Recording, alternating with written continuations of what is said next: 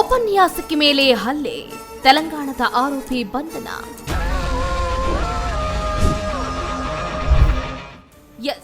ಬಾಡಿಗೆ ಕೇಳುವ ನೆಪದಲ್ಲಿ ಬಂದು ಪದವಿ ಕಾಲೇಜು ಉಪನ್ಯಾಸಕಿ ಸುಮಂಗಲ ಅಂಗಡಿ ಅನ್ನುವವರ ಮೇಲೆ ಹಲ್ಲೆ ಮಾಡಿದ ಆರೋಪದ ಮೇಲೆ ತೆಲಂಗಾಣದ ನಲಗೊಂಡ ಜಿಲ್ಲೆ ಹಜಾರಿಗುಡದ ನಿವಾಸಿ ಪೇರುಮಾಳ ಸೈದಯ್ಯ ಧನಂಜಯ್ ಅನ್ನುವಂಥವರನ್ನ ಮುದ್ದೇಬಿಹಾಳ ಪೊಲೀಸರು ಬಂಧಿಸಿದ್ದಾರೆ.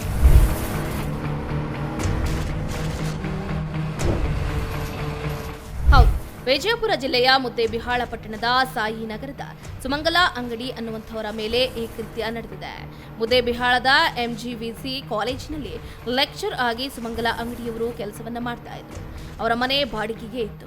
ಆ ಮನೆಯನ್ನ ಬಾಡಿಗೆಗೆ ಕೊಡಬೇಕು ಅಂತ ಅಂದುಕೊಂಡಾಗ ಆಗ ಎಂಟ್ರಿ ಕೊಟ್ಟಿದ್ದೇ ಈ ಯುವಕರು.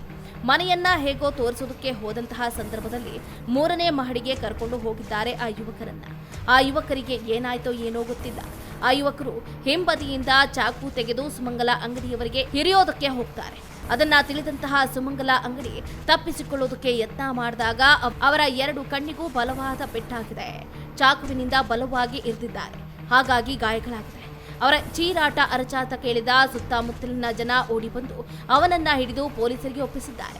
ಮತ್ತು ಗಾಯಗೊಂಡ ಸುಮಂಗಲ ಅಂಗಡಿಯವರನ್ನ ತಾಲೂಕಿನ ಸಾರ್ವಜನಿಕ ಆಸ್ಪತ್ರೆಗೆ ಕರೆದುಕೊಂಡು ಹೋಗಿದ್ದು ಸ್ಥಳಕ್ಕೆ ಪಿಎಸ್ಐ ಸಂಜಯ್ ಅವರು ಭೇಟಿಯನ್ನ ನೀಡಿ ಪ್ರಕರಣವನ್ನ ದಾಖಲಿಸಿಕೊಂಡಿದ್ದಾರೆ. ಅಷ್ಟೇ ಅಲ್ಲದೆ ಮನೆ ಬಾಡಿಗೆ ಕೇಳುವ ನೆಪದಲ್ಲಿ ಉಪನ್ಯಾಸಕಿ ಮೇಲೆ ಆರೋಪಿಗಳು ತೀವ್ರವಾಗಿ ಹಲ್ಲೆಯನ್ನ ಮಾಡಿದ್ದಾರೆ. ಒಬ್ಬಂಟಿ ಮಹಿಳೆಯರು ತಮ್ಮ ಮಹಡಿ ಮನೆಗಳ ಕೊಠಡಿಯಲ್ಲಿ ಪರಿಚಿತರನ್ನೇ ಗುರುತಿಸಿಕೊಂಡು ಬಾಡಿಗೆ ಕೊಡಬೇಕು. ಹೆಚ್ಚಿನ ಬಾಡಿಗೆ ಆಸೆಯಿಂದ ಅಪರಿಚಿತರಿಗೆ ಮನೆ ಕೊಡಬಾರದು ಅಂತ ಪಿಎಸ್ಐ ಸಂಜಯ್ ತಿಪ್ಪಾರೆಡ್ಡಿ ತಿಳಿಸಿದ್ದಾರೆ. ಹೆಚ್ಚಿನ ಸುದ್ದಿಗಳಿಗಾಗಿ ನಮ್ಮ ಚಾನೆಲ್ನ ಸಬ್ಸ್ಕ್ರೈಬ್ ಮಾಡಿ.